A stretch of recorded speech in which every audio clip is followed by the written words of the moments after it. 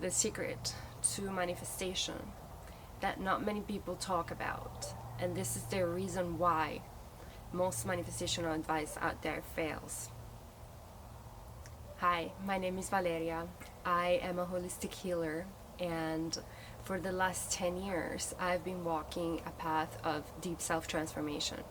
I went from chronic illness, abuse, addiction, to creating a life beyond my wildest dreams, to organize events and retreats and share my art and travel the world and see 30 different countries. And in the process, I have learned and studied so much about neuroscience, manifestation, quantum manifestation. And what I really came to understand is that identity is the core of the full transformation. And this time I felt called to share it as it happens, because it is not easy. It's one of the hardest things to possibly do in this life, but it is necessary and very rewarding, because healing is on the other side of your identity shift. Identity is the set of neural pathways, the neurons that fire and wire to create the similar experience that gets stored in the body as memory, subconscious, creating your subconscious belief system. So when we pattern interrupt this neural connection that keep firing and wiring, we are able to isolate the system. And that is what I have been doing, isolating in the desert, because staying in the same place with the same people in the same environment, doing the same thing that I was used to, was comfortable. I loved it, honestly. It's not that I didn't like it, but as I felt the pull to expand in life, to align with my mission, to go forward and grow, then the old reality stopped matching my frequency, because my frequency elevated because I went through this identity shift. But by staying in the same environment, it kept pulling me back to the same familiar past, and I just kept getting conflicting information. Like I was feeling like I was putting energy into this manifestation and everything, but in the end I was going nowhere, because self-sabotage was coming in, because the same people and places and everything was rewired, like keeping wired my old identity. And so therefore there's only so much like steps that I could do forward to manifest, like energetically. Like, you know, we say that manifestation is about frequency, so changing your frequency, it's going to tune into the frequency of the reality, the possibility that already exists in the quantum field, and collapse that timeline to bring it back, to bring it into your reality. So there is a match of frequency, and the frequency is generated by heart and brain coherence, right? So your thoughts and emotions create this electromagnetic field that is your frequency, that is going to tune in like a radio station to attract what it is that you desire. But what they don't tell you about heart and brain coherence is that heart is the body, so therefore is the nervous system, and that is where your subconscious beliefs and memories are stored, that are created by the identification with mind. The identity is the story that we know about ourselves, tied to the past, to what people told us that we are, to what people mirrored back to us, to the experiences that shaped us, that created our memories and our set of beliefs about reality and our perception about reality. Correct? So if we act on like subconscious rewiring just by affirmation alone, and we skip the body, the energy, the lower vibrational energy, which is trauma, which is karma, whatever you want to call it, it's stored in the body in form of energy. So even if you do mindset work and you don't do the somatic work, it is not going to be matching, and it's always going to pull you back. So I needed to, but the requirement for this to happen, for the body to release, is safety, right? And if you are in an environment where you don't feel safe to let go of your old identity, because then you wouldn't know who you are and you wouldn't know how to relate to people, and you don't feel safe being seen in your light without the social mask, then none of that can occur. So I had to remove myself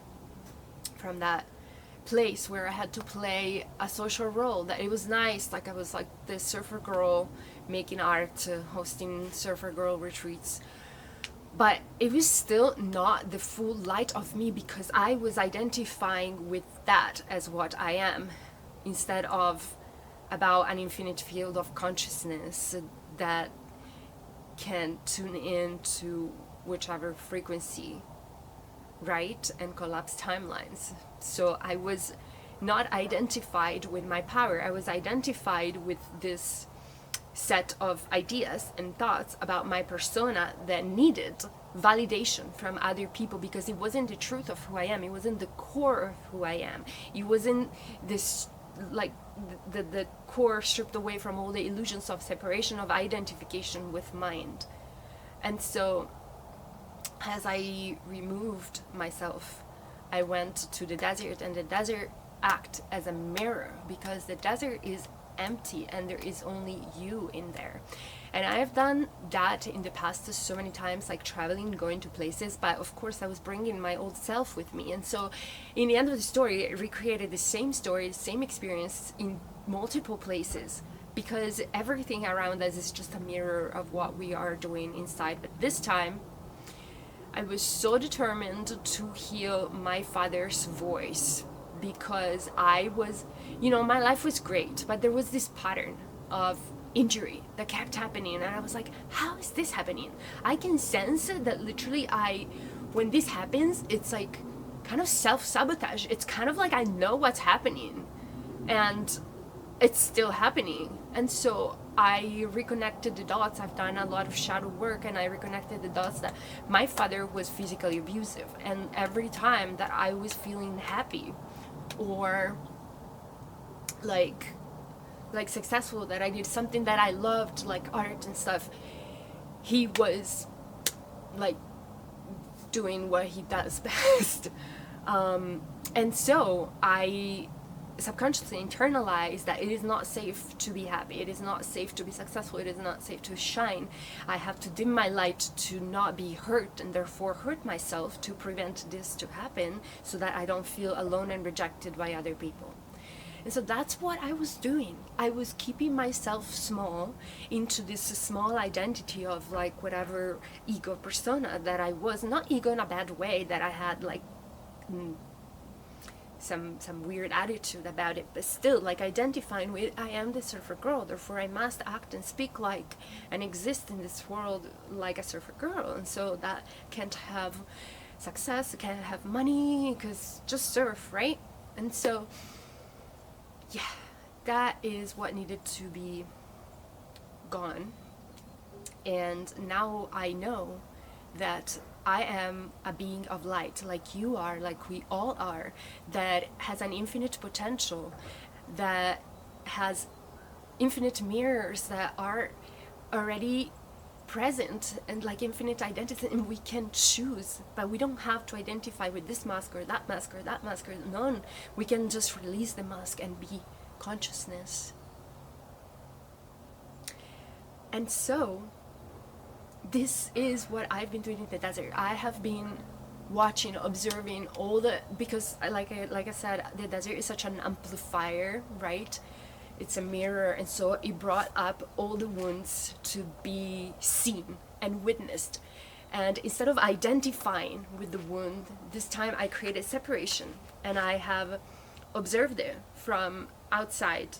And so that breaks the identification, the separation, because once you become the observer and you see the pattern going through you, it no longer has power over you. So you're taking your power back.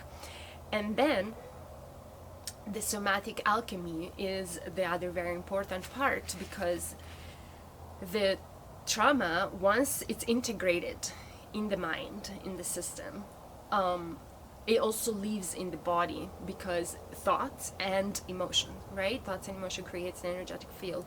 So the emotion, what is an emotion? It's energy in motion. So it's energy that wants to move. But when we fear our emotions, because we fear that the situation is too emotionally charged for us to be fully present there, to witness it and observe and feel it, because this is the path. Feel it to heal it. So we can't escape it, we can't numb it, we can't run away from it, we can't avoid it. We got to be present with it, feel it to heal it, while being the observer and knowing I am strong enough, that the emotion is strong and it's tough and it's scary, and the emotion says, inside the emotion there are the connection with the thoughts that says, I'm not good enough, I'm not strong enough, I can't handle it, I can't. But that is the illusion to let go of, and that's why we're feeling that, because we're experiencing the emotion so that we can release it. But the moment that we feel it, we start identifying back with those thoughts that are, I'm not strong enough to heal it, feel it, so I need to avoid it, leave it there, and it is what it is. And that's how we shift back to the old patterns and to the old identities, because we're giving our power away to this process, to these emotions. We are telling ourselves that we're not strong enough or whatever, so reinforcing that pattern. So this is the shift. Presence doesn't mean to be fully healed. It's in a way impossible to be fully healed, like perfect, like in a state of peace and wholeness through your whole life, because life is duality. Like, even if I don't like to talk about like enlightenment as a concept, because again, it's not even a concept that can be explained, but even if you experience the highest consciousness without distortion, so the truth of who you are not meant to hide up on a mountain forever and hide from the world, so that the world can't touch you and the energy can't touch you, so you can stay enlightened. It's presence. It's about accepting, embracing duality and observing and choosing the highest truth no matter what. So no matter what's happening, no matter what kind of emotions are flowing through you, like you are the sky, you are blue, and once you know that you are the sky and you are blue, you can watch the clouds passing by and simply observe them, not get defined by it, not attached to it. But the clouds, the emotions get very strong because we assign them so much power, so much meaning, and we give them so much power. And then we tune into the emotion, and the emotion wants to tell all these stories, because the emotion is connected to the thoughts, right? So we listen to the story that the emotion is playing, and it creates this narrative, and we think that that's true, but it's not. It is an illusion, because the highest truth is emptiness. It's void.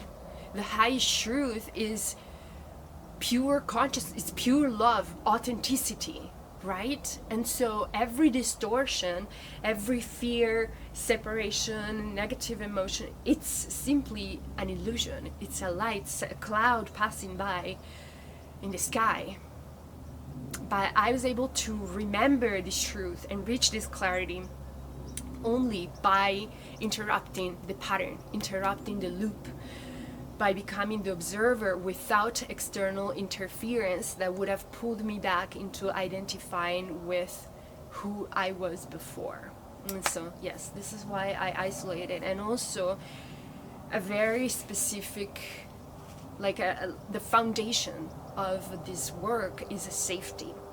And around that environment, I did not feel safe, because it was somewhat emotionally unavailable, and I was being emotionally unavailable to myself to be able to fit in to that environment that was lovely but superficial. Like, it was like almost taboo talking about anything less than perfection and fun and great and stuff. Well, I believe that safety comes from witnessing, not trying to fix, not trying to rescue, But presence, it's not avoidance, right? If someone is going through stuff, instead of turning the other way and ignore it, you can witness, hold space, right? And it doesn't mean that you have to be responsible for fixing them.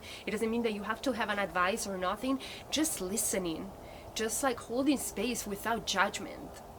That is what safety is like. And I never had that in my life because I never felt safe, and I always like pushed away from anything that felt safe because it was not the same familiar past, the same familiar thing, right? And so I had to interrupt that pattern to become emotionally available to myself, to be able to be emotionally available to other people. And this is how the identity shift is also completed full circle, because it is not only about shedding the old identity, but it's also about deciding, okay, who am I going to be now that is going to serve my mission and the highest good, and who I came here to be, right? Authenticity. And that is the vibration that I chose to be. And authenticity is presence. Authenticity is emotionally present for myself and others, because yourself or others, it's one and the same. Here I realized that it was really powerful work for me to do, to go to isolate. It is not necessary to isolate, it is necessary to rewire the neural pathways. But for me, because I was traveling in a van, and so I didn't have my own place there and quiet and solitude to be able to like feel safe in my own energy and release, and so that's why I went to the desert. But like, if people have a home where to be, then that's totally fine, as long as you tune in with your energy, like when you first wake up and when you go to sleep. Like, then you can go out during the day and wear your social mask and have energy exchanges and interactions with other people, as long as when you return home you take that mask off and remember who you truly are, and don't take on what others want you to be, right? So it wasn't the desert, why I isolated was like a personal choice, because it worked for me for the situation that I was on in life, because I was traveling and stuff. But it is about rewriting this story that you tell yourself in your identity to shift your reality, because like I was explaining, the identity is what creates your perception of reality. Your perception of reality is what creates your thoughts. Your thoughts is what determines your your emotions. And your emotions, it's what it's going to determine your actions. And your actions create your reality, right?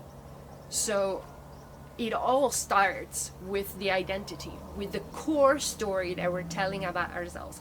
And when we are identifying with the story of the past, and when we are identifying with what the people around us wants us to be, and we look like, we automatically train ourselves to depend on external validation to validate who we are at the core, to validate our identity, because we have not allowed ourselves to feel the emptiness and the void, which is the truth of who we are, because we think that the void is scary because it means letting go of the familiar things that kept us safe in the known, right? Because when we release all that, all this fear and worries and scarcity and everything comes up, because that's when the mind's losing control. That's when you're releasing your ego. It's an ego death. It feels like the complete shedding of everything that you have been, everything that you thought you were, and the mind gets so loud and so strong right there, and it wants to pull you back in all possible ways, with all possible fears.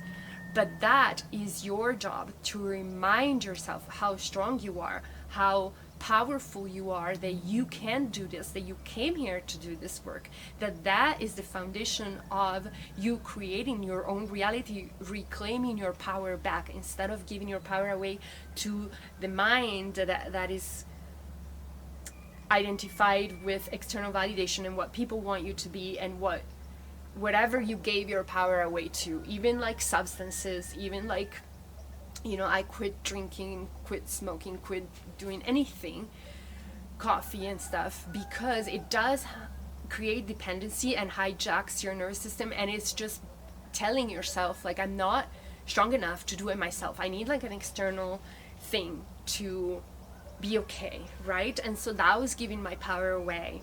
And in so many ways, I have been giving my power away to so much in life. And as I reclaimed this power back, I restored sovereignty within my being. And so now I am in control of myself. I control the narrative. I control who I am and my identity, therefore my reality. Because I know now who I am. I am the emptiness that makes space for all things, for all the blessings to come into my life. And so once I realized and I returned to this frequency and I started broadcasting, everything started shifting. Like reality started rearranging itself in so many ways. Like maybe I'll make another video about it, but just to mention, I released the last cord of attachment to my ex, to the, not even like my ex as a person, to the pattern of trying to like save, fix, or rescue someone, over explaining my experience because they were acting controlling and trying to control my reality and my experience, my identity. And so I felt like instead of just setting a strong boundary, I was feeling like, oh, I have to explain him, I have to like justify myself so that he understands. But that was creating more and more external validation need, and so reinforcing this cord of attachment. And then I brought myself back and realized, hey, like if he's not aware and ready of doing his inner work to release control and bring back control over his life, then this pattern is going to keep happening and it's draining my energy and I can't explain myself and justify myself. So I let it go, and of course as I started setting boundaries, the thing completely shut it away, and that was such a blessing because it gave me my power back. And as I released that cord of attachment, like I literally was injured living in my van because I was traveling, and then with the injury I couldn't like find a place and stuff like that. So anyways, almost broke. And in that moment my brain was like, no, we need to stay because we have no money, I don't know how to, you know, like survive. So it was out of comfort. But my body knew the truth. My body knew that actually the circumstances were like that because of the attachment. And so therefore letting go of the attachment would have opened the space for my frequency to rise and attract the blessings. In fact, in next day, $5,000 came into my bank account from something that I had applied to work on before. Boom! Here you go, baby. And then my friend reached out to be at his house, like house sitting. So finally interrupted the van pattern and allowed my system to relax in my own energy inside a nice house. And so that's when my identity like started feeling safe, like I started feeling safe again in my own body, because I wasn't constantly hurting myself by jumping in and out the van, slamming the doors and traveling and being around all over the place while in so much freaking pain. And after that I started receiving collaborations and like appointments and dates of things that I had to do, just like started synchronizing. And then I was looking for a car, I was looking for a place to go, and everything came right to me, knocking at my door, being like, hey, would you want this? And I'm like, how is this happening, right? But I've been there so many freaking times that I wasn't even surprised, because this that I explained is just the process that I've been through when I healed my chronic illness, when I healed like so many other things in life, and it is always the same process as the quantum leap. And reality is still rearranging itself, but now my frequency is stabilized, so I know that everything is already here, and I know that everything, it's already happened. It's ready for me to claim it and step into it. And so this is the path that I'm walking toward. I am moving overseas. Maybe I'll make another little video to explain more in depth about how this like process works. But yeah, this is it for now. If you guys have any questions, let me know. All that I have explained in this video, I have, like I said, experienced so many times in life, and is what I have guided people through, and is the work that I do, and through my own experience.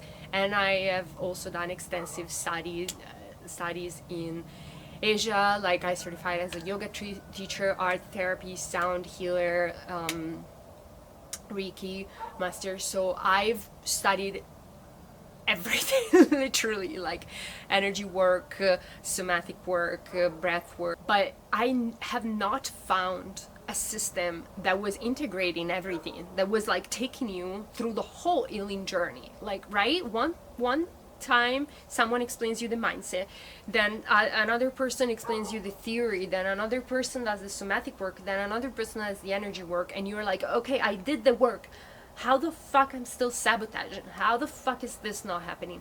Because it is not integrated. It needs to happen like sequentially and together, and that's what I really love to do, to be there for people through the journey. So depending on what they're experiencing and going through, here is the tool that you use yourself to take your own power back upon your own reality.